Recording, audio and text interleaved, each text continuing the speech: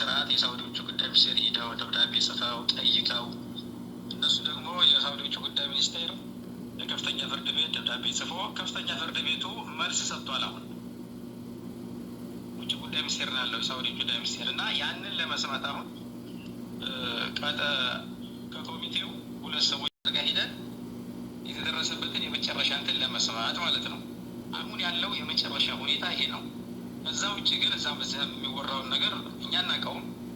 ልጅቱ የታሰረችበት ሀገር ላይ ያለ ነው፣ ጉዳዩ የተፈጸመበት ሀገር ላይ ያለ ነው እና ምናልባት ለኢትዮጵያ ኤምባሲ ቀጠሮ ተሰጥቷቸው ቀኑ ስናቅ ያሳውቁናል። አብረን ሂደን የመጨረሻውን ጭያኔና የተደረሰበትን ከፍተኛ ፍርድ ቤቱ ለውጭ ጉዳይ ሚኒስቴር የጻፈውን ማብራሪያ አብረን ስንሰማ ያን ጊዜ ደግሞ ወጥተን የደረስንበትን ለሁሉም ማህበረሰብ በልበ ሰፊነት ደጋጎናችሁ ያን ሁሉ ብር ስታወጡ ለነበራችሁ ሰዎች ለመላ ኢትዮጵያውያን ወገኖቻችን አቅም በፈቀደ መልኩ እናሳውቃለን ማለት ነው። አሁን ያለው ነባራ ሁኔታ ይሄ ነው። ከዚህ ውጭ እንዳልኳችሁ እዛ መዘን የሚወራውን ነገር እኛ የምናውቀው ነገር የለም። እንስማ፣ እናድምጥ። በራሳችን አንደበት የሰማነውን ወጥተን ለሚመለከተው አካል ለመንገር ፈቃደኞች ነን። በአሁኑ ሰዓት የተደረሰበት ሁኔታ ይሄን ያለው ካሊድ ግልጽ ከሆነ ጥያቄ ካላቸው ጥያቄ ካላችሁ ተራ በተራ ይሆናል። አጭር እንችላለን። ተራ በተራ እሱ ጋር እንዲገናኝ ፈልጌ በቃ ግድ የለም ሳንረባረብ።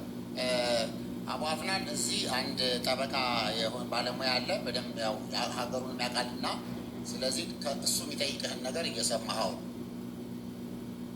ቀጥሎ ወንድሜ። ሰላም አለይኩም አቡ አፍናን። አለይኩም ሰላም ወረሕመቱላህ። አቡ አፍናን ይሰማል ድምጼ? አዎ ይሰማል። ቀጥላ ድምጼ ይሰማል አይሰማም? ይሰማል። ቀጥል። አላህ ያዕጢክ አልዓፊያ አቡ አፍናን።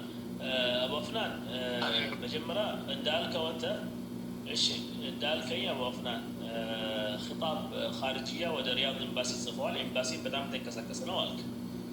እሺ ኤምባሲ በጣም ተንቀሳቀሰ ነው አልከው። እሺ በጣም ጥሩ። እሱ መጀመሪያ እሺ በሁለተኛው እንምጣና በንቀራጭ ይሄ ኺጣብ የጻፈላችሁ አለ አውሊያ አደም ብሩ እንደተቀበሉ ይኸውልህ እሱ እኮ ያስተላለፈላቸው ኦኬ ቀጥል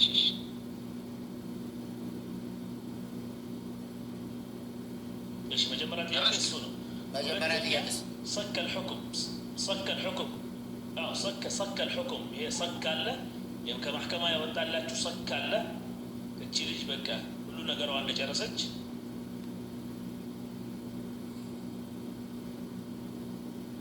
እሱ ከሰማኝ ሶስተኛ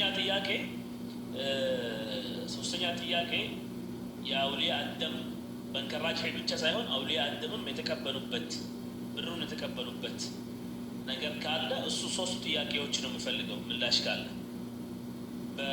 በጠቅላላ እውቀትም እኔ ጠበቃ አይደለሁም፣ ግን ይሄ የጠበቃዎች ጥያቄ እኔ ኢንተርናሽናል ጆርናሊስት ነኝ። ጠበቃ ግን ይሄ ኬዝን የያዘው ጠበቃ ወይ ይዘዋለሁ ለአላህ ብዬ ከፈለጋችሁ ይዘዋለሁ ያለው እነዚህ መልሶች ካሉ እኔ ይዘዋለሁ አለ። ሴርች ማድረግ ትችላለህ። ራሚ አሳሊሕ ይባላል። ጎግል ላይ ገብተህ ሙሐሚ ራሚ አሳሊሕ ካልከው ታውቀዋለህ ማን እንደሆነ ማለት ነው። ይሄ ጠበቃ ጨርሻለሁ እኔ እና አላህ እድሜ ጤና ይስጣችሁ አቡ አፍናን፣ እናንተ መለፋችሁት።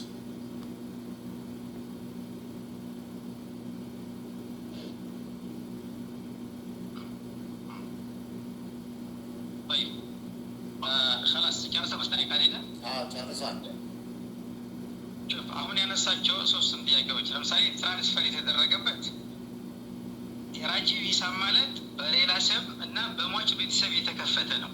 በሟች ቤተሰብ እና በሌላ ስም ያንን አካውንት ኮንትሮል የሚያደርገው ማን ነው? መንግስት ሪያድ ራስ ገዝ አስተዳደር ነው። በከፍተኛ ፍርድ ቤት አማካኝነት ማለት ነው። ገብቷል አይደለ? ወደዛ ትራንስፈር እንደሆነለት እኛ የሟች ቤተሰብ አባቷንም ሆነ እዚህ መንግስት ሪያድ ራስ ገዝ አስተዳደር ይህን ጉዳይ የያዘውን ሰው ኬስ ከመካከላችን አንድ ሰው እንዲከታተል አድርገን ሰውየው መጥቶ እንደወሰደ ሼኹ ደውሎ ከኛ መካከል ምናልባት ምክትል ሰብሳቢ ነው ለሱ ነግሮታል። ማለት ሕቁቅ ዓምና ሕቁቅ ኻስ ከሚባለው ከሁለቱ ነገሮች ሕቁቅ ኻስ አልሐምዱሊላህ አልቋል ተብሎ ተነግሯል። ያንን ማንጣት የምንችለው አንደኛ ወኪል ሸሪዓ ያለ ህጋዊ ወኪል አለ መካከላችን፣ ወይ እሱ ነው የሚያመጣው ወይ ደግሞ በኢትዮጵያ ኤምባሲ አማካኝነት እንትን ሊል ይችላል እንጂ ያ ተራ ይሄ አሁን የጠየቃቸው ዶኩመንቶች ማንም ሰው እጅ ሊገባ የሚችል ነገር አይደለም። ገብቷል አይደለ? የመጀመሪያው ይሄ ነው። ከዛ በተረፈ ግን ሰውየውም ወደ አካውንቱ ትራንስፈር እንደተደረገለት ብሩ እንደወሰደ ምንም የሚፈልገው ነገር እንደሌለው ጭምር ከመካከላችን ለምክትል ሰብሳቢ ደውሎም ነግሮታል። ከሪያድ ራስ ገዝ አስተዳደርም ተደውሎ ሰውየው ዛሬ መጥቶ ፈርሞ ወስደዋል ተብለናል። ከዛ በተረፈ ሰውኩን ምናልባት ህጋዊ ሂደት ከተካሄደ ማንጣት ይቻላል። አሁን ግን እኛ ጉዳዩ ከእኛ የበለጠ እዚህ ሀገር ላይ ጉልበት ያለው ከኢትዮጵያ ኤምባሲ ማንም እንዳውም እኛ ጠበቃ ለመያዝ ሁሉ ተነጋግረን ነበር። ግን ጉዳዩ ጫፍ እየደረሰ ስለሆነ እኛ ራሳችን ይዘዋለን ብለው ኢትዮጵያ ኤምባሲ በደንብ እየሰሩ ነው። አላህ በሚያውቀው ይሄ የሰው ህይወት ነው የጠፋው። እንደ ቀላል እንዳትመለከቱት። ኢትዮጵያ አይደለም ሳውዲ አረቢያ ነው። የሰው ህይወት በጣም ክብር ያለበት ሀገር ነው። ምንም እቺ ልጅ የራሳችን ወገን ብትሆንም ሌላም ወገን እኮ በዚሁ ልጅ ተወዳለና ይህንን ማድረግ ያስፈልጋል። ስለዚህ በአሁኑ ሰዓት ያልኳቸውን ነገር ነው የምንጠብቀው።